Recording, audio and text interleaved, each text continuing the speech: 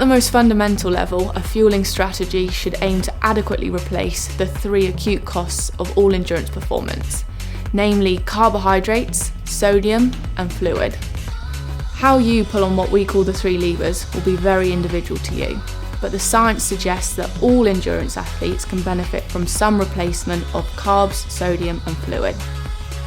Caffeine, on the other hand, should be seen as a 4th optional performance-enhancing tool to include as part of your fueling strategy. The majority of athletes will benefit from including some in their training and racing, but it may not be appropriate for absolutely everyone. So before working out how to use caffeine in your fueling strategy, let's take a step back and figure out whether using caffeine is right for you. Now, caffeine is classified as the world's most used drug, with around 90% of adults using it daily. It's a stimulant which can increase our perceived energy levels, our ability to focus, and our productivity, which is why it's a staple in many people's lives when trying to perform at their best.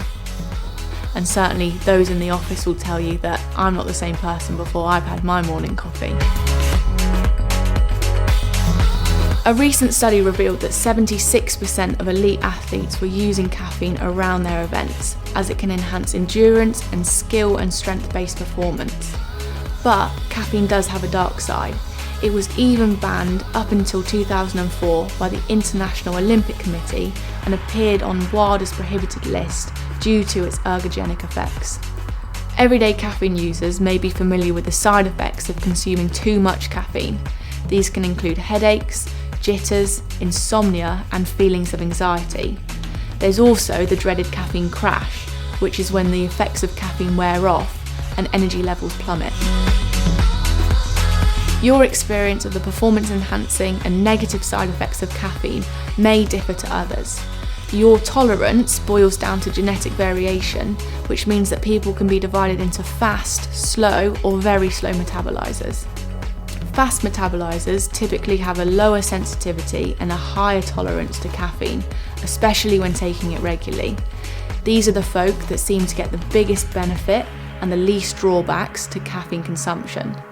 On the other hand, slow or very slow metabolizers have a lower tolerance and a higher sensitivity to caffeine consumption, and as a result, the caffeine stays in their system for longer and they have more pronounced negative side effects. To help you decide if you should be building caffeine into your fueling strategy, let's take a look at this Venn diagram. If you're a daily consumer of caffeine, have used caffeine before in races, and have no experience of adverse effects, you're highly likely to benefit. Test your intake first in training, aiming for around 3 to 6 milligrams of caffeine per kilogram of body weight. You're still likely to benefit from introducing caffeine to your fueling strategy if you meet 2 out of 3 of this criteria. For example, you're a daily caffeine consumer and have suffered no adverse effects. However, you're yet to trial caffeine out in racing. As before, the advice would be to test your caffeine intake out in training first. If you don't meet any of these criteria, or only one, that doesn't mean that you categorically cannot use caffeine, but proceed cautiously and start with a lower dose. So, based on all of that, if you feel that adding caffeine to your fueling strategy is appropriate for you, check out our next video in the series to learn how to use caffeine before your training sessions and races.